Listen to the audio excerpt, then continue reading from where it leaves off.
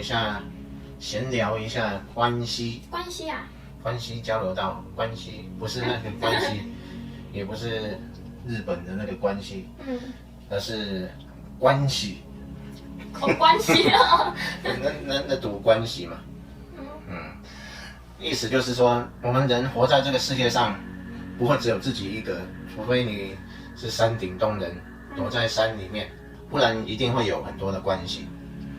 就像亲子关系啊，父母的关系啊，然后有朋友的关系啊，有爱人的关系啊，有婚姻关系啊，有长官跟部属的关系啊，然后上司跟下属的关系啊，有各式各样的关系，形成我们每一个人在这个游戏里面的一个结构。那为什么要来聊关系？因为关系代表着我们每一个人的内在。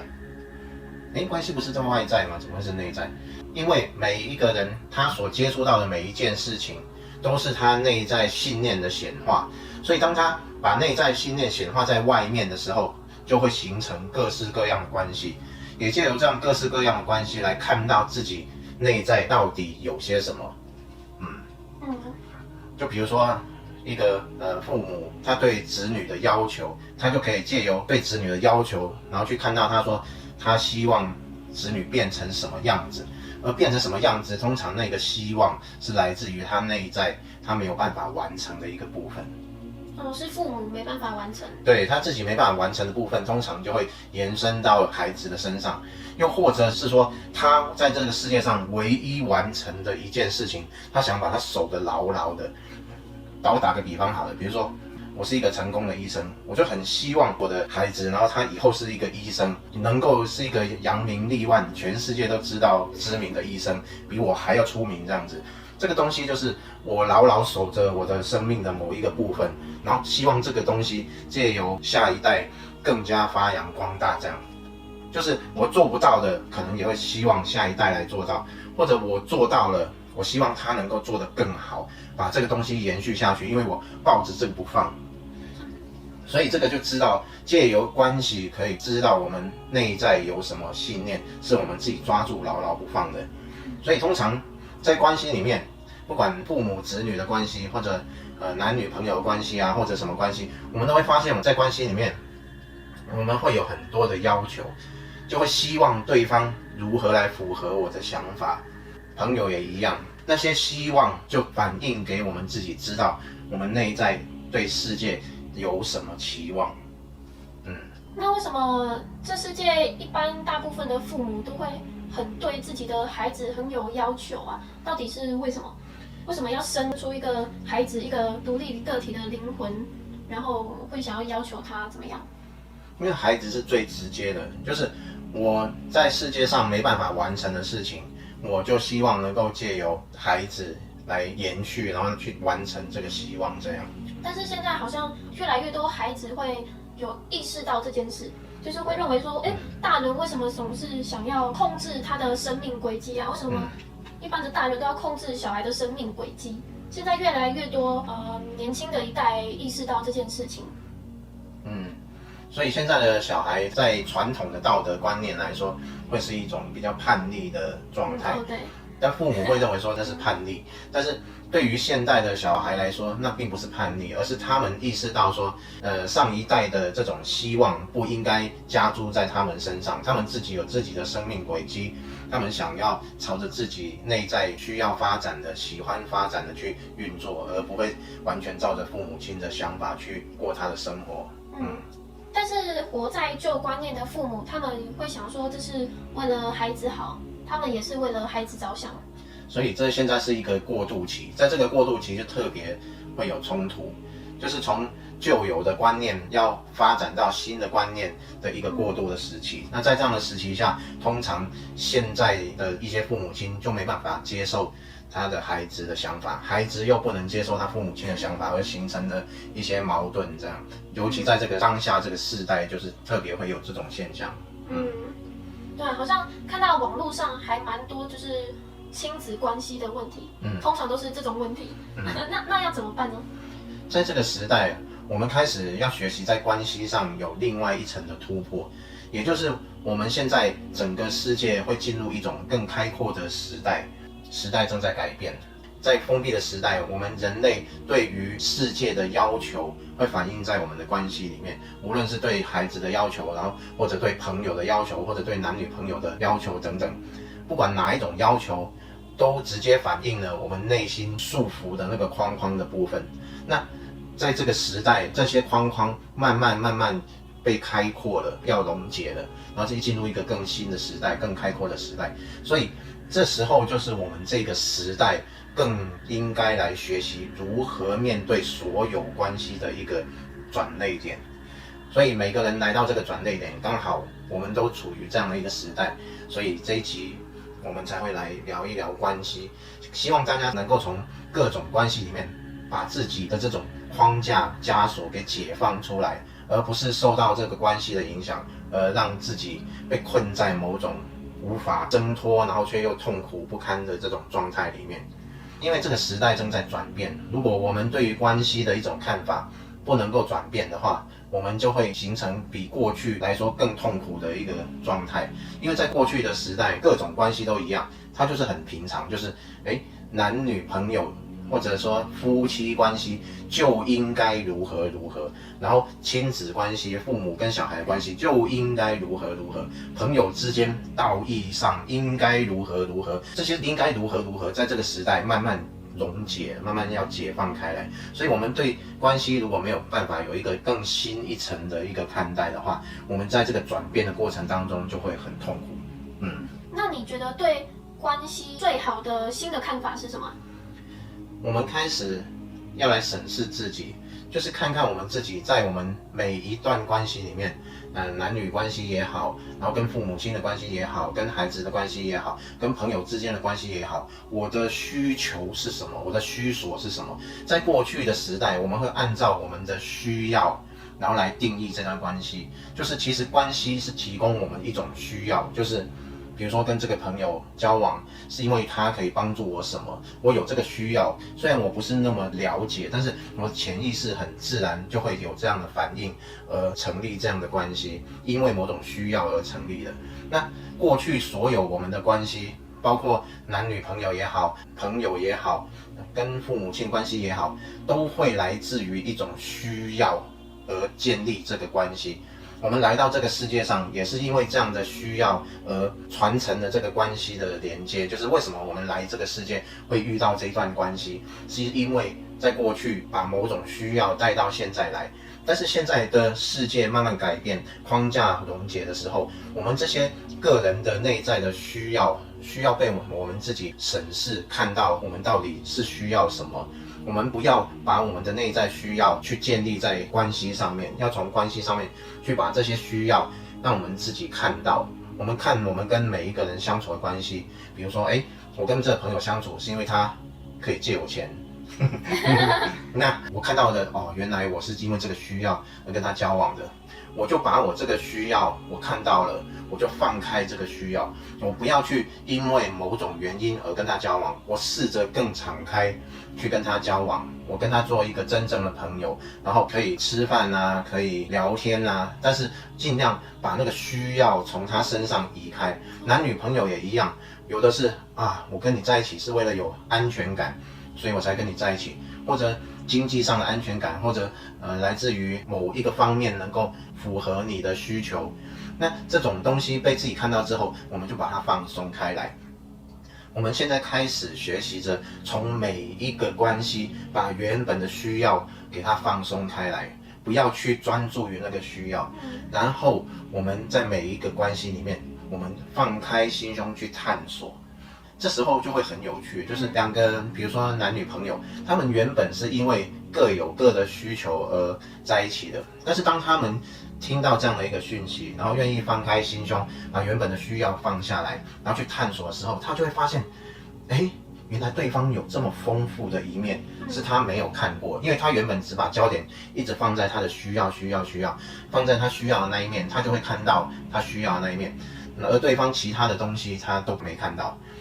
好像最近才听过说有人说，男女朋友在一起，然后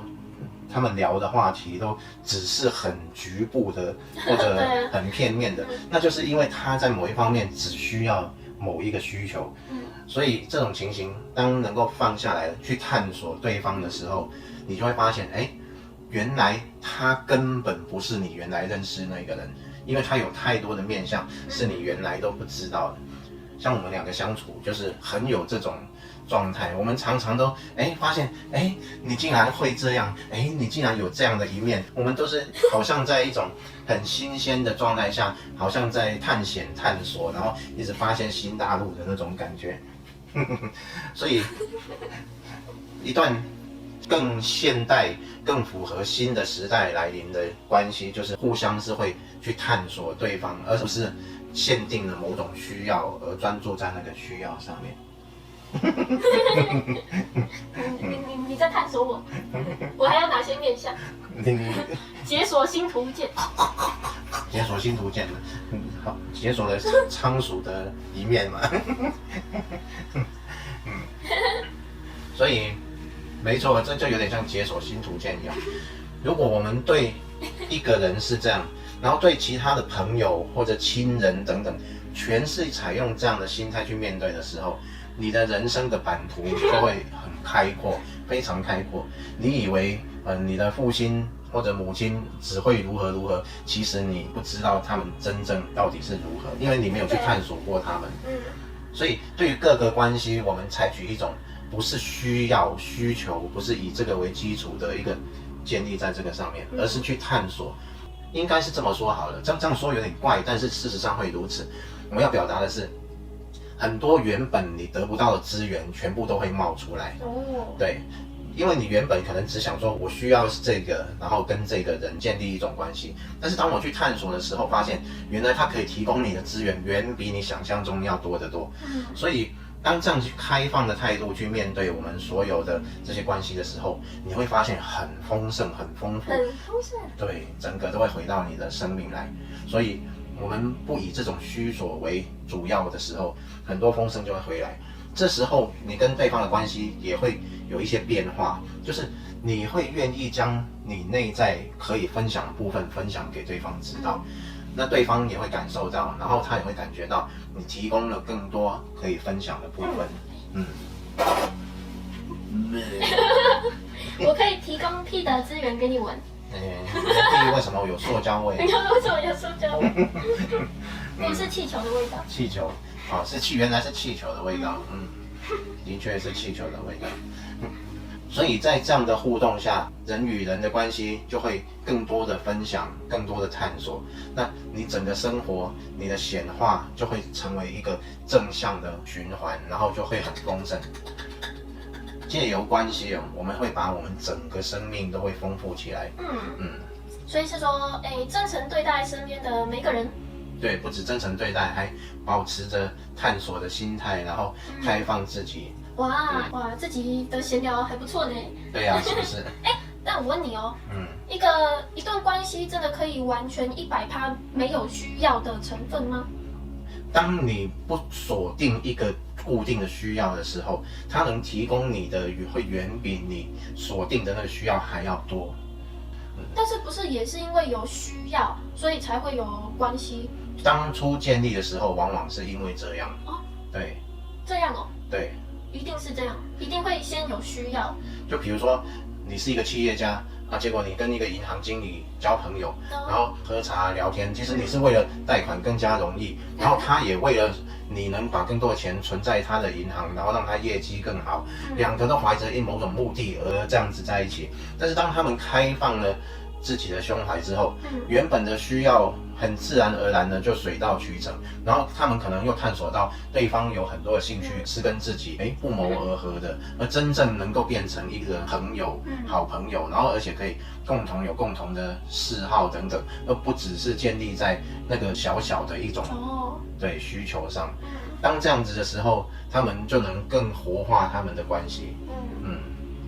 敞开心胸，快乐的事紧接而来。没错，丰盛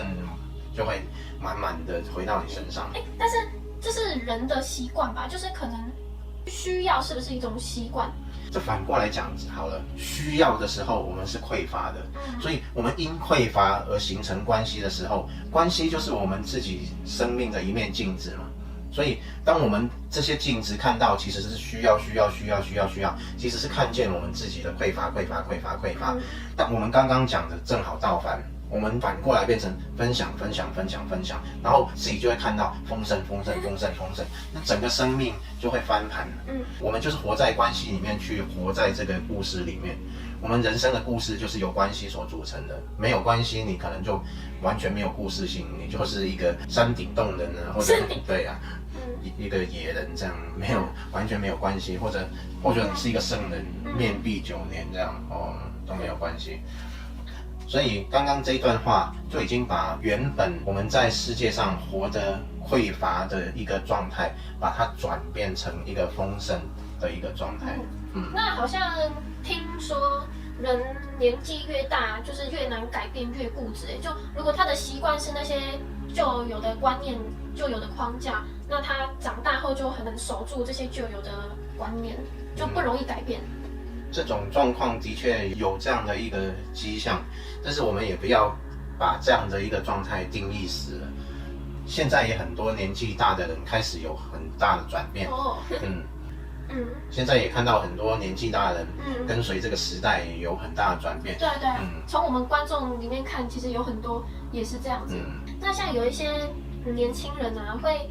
就是他们的爸妈就比较偏向传统旧观念那种。那小孩想跟父母沟通，但是父母好像没办法沟通，不愿意去听，然后觉得说，小孩就是一定要听父母的，什么时候变成小孩要教父母怎样，小孩一定要听大人的啊。像我们观众有一些可能会有这些状况，那要怎么去解决呢？难道是把这部影片丢给他的父母看呢？我觉得这个就是当你的父母看到你的转变的时候，他们就会用另外的一个看法去跟你交往。人与人之间都是互相的，当他看到你对他的方式有所转变的时候，他也会用不同的方式来跟你相处。但是有一个基础，就是每一个关系都不是那个名称，而是那个人与另外一个人两个人的一个交流。你把它先界定成父母跟子女，那就会被框在那个框架里面。你先把你的父母当成是一个朋友，然后你跟他去分享你生活的点滴，这时候他感觉到你的善意，也感觉到你的变化，或许他就能打开。如果真的不能打开，我们就用一种很平常心去看待这个关系，我们就不需要去太被这个框架给锁住。因为我们整个生活有各式各样的关系，不需要被一个关系把我们自己困得很严重。所以是说希望父母把自己看作朋友看待，自己就要先把父母看作朋友看待。对，没错，的确就是这样。就是要突破原有的习惯就是了。突破原有的习惯，因为原本你可能也是希望你的父母给予你很大的自由，或者经济上支持你，或者父母给予你什么样的东西，你可能也会有一些需求。就像我们刚刚讲，把那些需求轻松的放开来，然后以分享的方式去对待你的父母，你的父母就会感受到很多回馈，这时候他跟你的关系一定会有所改变。所以是要用自己对待身边朋友的方式对待父母吗？对，没错，就是这样。可能有些人对朋友就这样，然后父母可能就什么我你妈当然在相处上还是有一些禁忌啊，这些东西，但是在它的主体相处方式的整个方式上，然后内容上，我们可以朝着我们说的这种方式去分享。当然在态度上有一些禁忌，那可能还是要稍微的顾虑一下。所以还是会有禁忌，没办法完全突破那个没有那么快界限吗？因为一个关系，尤其是父母跟子女的关系，这种被锁得很深的关系，很难说在很短时间就能够把所有的框架拿掉。对啊，所以慢慢来没关系，我们先敞开我们自己，然后你的这种行为就会显化出美好的回馈反馈，就是这样。那会有超过这件事吗？例如说，在大家的认知中，这样对朋友，会觉得好像理所当然啊，就朋友啊，朋友就这样。但是如果对父母这样，那就没大没小，就是太超过，这个就不行。其实我们说的就是关系只有一个人与另外一个人两个交流的相处，而不是界定在某种框架上面。对啊，你是比较长辈，然后我是晚辈，然后晚辈应该如何，长辈应该如何。这个时代就是慢慢会把这种框架溶解的时代，所以才会有一些纷扰、痛苦、矛盾产生。这个部分就是老一辈的长辈也要慢慢去适应这个新的时代的来临。关系就是人与人的交流，不要把那个关系的那个架构，然后先把它框住。我就是长辈这样子去看待就会自己也会比较吃力。所以是说要淡化一些关系的名词吗？例如说爸爸、朋友、同事。对，而是以一个灵魂对另外一个灵魂的交流，就是这样，就变成从父母跟小孩、同事之间、朋友之间，变成灵魂跟灵魂的交流。对。那些名词就等于像是好像我们当初认识的方式。那只是认识的时候的方式而已。认识之后就是灵魂跟灵魂的交流。对。而不要框在那个认识的方式上。就像父母跟孩子这两个名词，就是代表这两个灵魂当初就是因为对生育然后而相遇的。对。就两个灵魂就认识了，有缘这样子。然后当初可能是参加派对，就认识了一个灵魂，就是朋友。那当初是在一个公司上班，同事跟同事的方式，认识了就两个灵魂就交流这样子。对啊。那这集就分享到这啦。拜拜。拜拜。